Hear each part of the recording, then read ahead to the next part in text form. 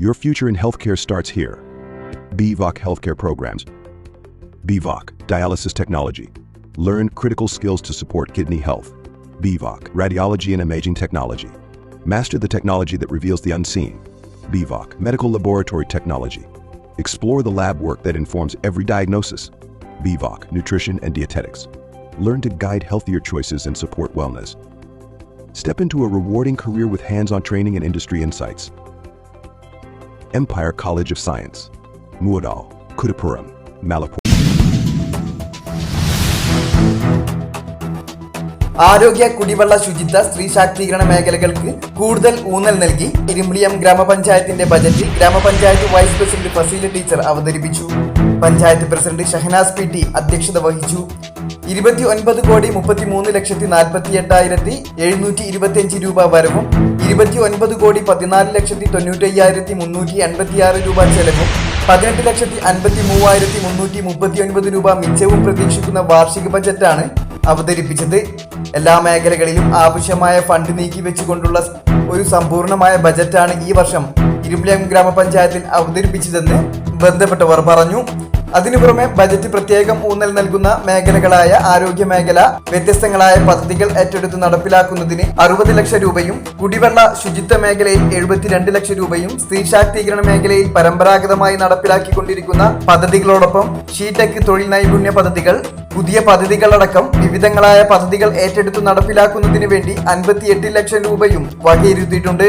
കാലങ്ങളായി ഇരുമ്പിളിയം ഗ്രാമപഞ്ചായത്തുകാരുടെ ആവശ്യമായിരുന്ന പൊതുവായനശാലയുടെ പ്രവർത്തനങ്ങൾക്ക് തുടക്കമിടാൻ ഈ വർഷത്തെ ബജറ്റിൽ ഫണ്ട് വകയിരുത്തിയിട്ടുണ്ട്. അടിസ്ഥാന സൗകര്യ വികസന മേഖലയിൽ മതിയായ ഫണ്ട് വകയിരുത്തുന്നതോടൊപ്പം കുട്ടികൾ, വയോജനങ്ങൾ, യുവജനങ്ങൾ, ഭിന്നശേഷിക്കാർ, കിടപ്പ് രോഗികൾ, ക്യാൻസർ, കിഡ്നി രോഗികൾ, വിദ്യാർത്ഥികൾ, കർഷകർ, പ്രവാസികൾ, പട്ടികജാതി വിഭാഗക്കാർ തുടങ്ങി എല്ലാ ജനങ്ങൾക്കും പ്രത്യേക പരിഗണന നൽകിക്കൊണ്ടുള്ള ബജറ്റാണ് അവതരിപ്പിച്ചത്. ചടങ്ങിൽ സ്റ്റാൻഡിംഗ് കമ്മിറ്റി ചെയർമാൻമാരായ വി ടി അമീർ, എൻ മുഹമ്മദ്, ഖദീജ, പഞ്ചായത്ത് അംഗങ്ങളായ മാനുപ്പ മാസ്റ്റർ, മിറീഷ്, ഷഫീദ ബേബി, മുഹമ്മദ് അലി എന്നിവർ പ്രസംഗിച്ചു. നികുതി വരുമാനം 92 ലക്ഷം. നികുതി ഇതര വരുമാനം 61,28,250. General purpose fund 2,14,02,000. റവന്യൂ ഗ്രാന്റുകൾ പദ്ധതി ചെലവുകൾക്കായി 12,63,21,182. ഗ്രാന്റുകൾ പദ്ധതി ഇതര ചെലവുകൾക്ക് 6 കോടി. മൂലധന വരവുകൾക്കുള്ള വായ്പ വാങ്ങൽ 4 കോടി. വായ്പ ഒഴികെ മൂലധന വരവുകൾ 2,02,46,900. ആകെ വരവുകളും പ്രാരംഭ ബാക്കിയും 29,33,48,725. റോഡുകളും തോടുകളുടെയും വിട്ടുകിട്ടിയ സ്ഥാപനങ്ങളുടെയും നവീകരണത്തിനും പുതിയ റോഡുകളുടെ നിർമ്മാണത്തിനുമായി ഏകദേശം 3,50,00,000 രൂപ വകയിരുത്തിയിട്ടുണ്ട്. വികസന ഫണ്ട്, ധനകാര്യ കമ്മീഷൻ ഗ്രാന്റ്, മെയിന്റനൻസ് ഗ്രാന്റ്, തനത് ഫണ്ട് എന്നീ വിഭവങ്ങളിൽ നിന്നാണ് പശ്ചാത്തല മേഖലയ്ക്ക് ഈ തുക ബജറ്റിൽ നീക്കിവെച്ചിട്ടുള്ളത്. വീടുകളുടെ പുനരുദ്ധാരണത്തിന് 28 ലക്ഷം രൂപ. സമൂഹത്തിൽ സാമ്പത്തികമായി പിന്നോക്കം നിൽക്കുന്നവരുടെ വീടുകൾ വാസയോഗ്യമാക്കുന്നതിന് SC, ജനറൽ വിഭാഗങ്ങളിലായി 28 ലക്ഷം രൂപ ഈ ബജറ്റിൽ വകയിരുത്തിയിട്ടുണ്ട്. വനിതകളുടെ ശാക്തീകരണത്തിന് 58 ലക്ഷം രൂപ. സാമൂഹികവും സാമ്പത്തികവും സാംസ്കാരികവുമായി ഭരണഘടന ഉറപ്പു നൽകുന്ന തുല്യനീതി സ്ത്രീ സമൂഹത്തിന് ലഭ്യമാക്കുന്നതിനും സമൂഹത്തിന്റെ മുഖ്യധാരയിലേക്ക് സ്ത്രീകളെ കൂടുതൽ ഉയർത്തിക്കൊണ്ടുവരുന്നതിന് വേണ്ടിയുള്ള പദ്ധതികൾ കൂടുതൽ ശക്തിപ്പെടുത്തേണ്ടത് കാലഘട്ടത്തിന്റെ അനിവാര്യതയാണ്. 1995 നിലവിൽ വന്ന അധികാര വികേന്ദ്രീകരണത്തിന്റെ ഭാഗമായിട്ടാണ് സ്ത്രീകൾക്കും കുട്ടികൾക്കും പദ്ധതി വിഹിതത്തിന്റെ നിശ്ചിത ശതമാനം നീക്കിവെക്കുന്ന രീതിയിലേക്ക് കേരളത്തിന്റെ വികസന സങ്കല്പങ്ങളെയും ആസൂത്രണത്തിനെയും മാറ്റിമറിച്ചത്. അതിന്റെ ചുവടെ പിടിച്ചുകൊണ്ടാണ് ഇരുമ്പിളിയം പഞ്ചായത്തിനകത്തെ വനിതകൾക്ക് സ്വയം പര്യാപ്തത നേടുന്നതിനും സ്ത്രീകളുടെ ആരോഗ്യ സുരക്ഷ ഉറപ്പുവരുത്തുന്നതിനാവശ്യമായ സ്ഥിരമായി നടപ്പിലാക്കിക്കൊണ്ടിരിക്കുന്ന പദ്ധതികളോടൊപ്പം ഷീടെക് തൊഴിൽ നൈപുണ്യ പദ്ധതികൾ, വനിതാ സ്വയം തൊഴിൽ പദ്ധതികൾ 4 ലക്ഷം രൂപ, വനിതകൾക്ക് സ്വയം തൊഴിലിന് പിക്കപ്പ് വാൻ 6 ലക്ഷം രൂപ, സമദർശനം വനിതകൾക്ക് കായിക പരിശീലനവും മത്സരവും 1 ലക്ഷം രൂപ, ഷീവാർഡ് വനിതകൾക്ക് വാക്കിംഗ് ക്ലബ്ബ് നിർമ്മാണം 5 ലക്ഷം രൂപ, വനിതകൾക്ക് യോഗ പരിശീലനം 1 ലക്ഷം രൂപ, പെണ്ണിടം പൊതുയിടങ്ങളിൽ വനിതകൾക്ക് ഇരിപ്പിടം ഒരുക്കൽ 1,50,000 രൂപ തുടങ്ങി പുതിയ പദ്ധതികളടക്കം നടപ്പിലാക്കുന്നതിന് വേണ്ടി ഈ ബജറ്റ് 58 ലക്ഷം രൂപ നീക്കിവെക്കുന്നു. ഭിന്നശേഷി സൗഹൃദ പഞ്ചായത്തിന് 39 ലക്ഷം. ശാരീരിക മാനസിക വെല്ലുവിളികൾ നേരിടുന്നവർക്ക് മുന്തിയ പരിഗണനയും പിന്തുണയും നൽകുന്നതിന് ഈ ബജറ്റിൽ പ്രത്യേകം തുക നീക്കിവെക്കുന്നുണ്ട്.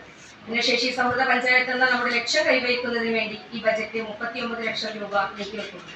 പരമ്പരാഗതമായി ഈ മേഖലയിൽ നടപ്പിലാക്കിക്കൊണ്ടിരിക്കുന്ന പദ്ധതികൾക്കപ്പുറത്തേക്ക് ഭിന്നശേഷിക്കാരുടെ കുടുംബങ്ങളുടെ സാമൂഹിക ഭദ്രത ഉറപ്പുവരുത്തുന്നതിന് നമ്മൾ തുടക്കം കുറിച്ച ഭിന്നശേഷിക്കാരുടെ അമ്മമാർക്കുള്ള സ്വയം തൊഴിൽ പരിശീലനം എന്ന പദ്ധതിയുടെ തുടർ പ്രവർത്തനങ്ങൾക്ക് തുക നീക്കിവെക്കാൻ ഈ ബജറ്റ് പ്രത്യേകം ശ്രദ്ധിച്ചിട്ടുണ്ട്.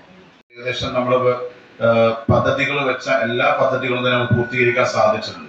സാധാരണ ബഡ്ജറ്റ് അവതരിപ്പിച്ച് കഴിഞ്ഞാൽ ആ ബഡ്ജറ്റുകളിൽ അവതരണം മാത്രം കഴിഞ്ഞ് പദ്ധതികൾ പൂർണ്ണമായിട്ട് നമുക്ക് നടപ്പിലാക്കാൻ സാധിക്കാറില്ല. പക്ഷെ നമുക്ക് പൂർണ്ണമായി നടപ്പിലാക്കിയതിന്റെ ചാരിതാർത്ഥ്യത്തോടു കൂടിയാണ് അവസാന ബഡ്ജറ്റിലേക്ക് നമ്മൾ നടത്തുന്ന ഈ ഭരണസമിതിയുടെ 2025-26 സാമ്പത്തിക വർഷത്തേക്കുള്ള കുടുംബേൻ ഗ്രാമപഞ്ചായത്തിലെ വാർഷിക ബഡ്ജറ്റ് അവതരിപ്പിക്കുന്നതിൽ സന്തോഷം.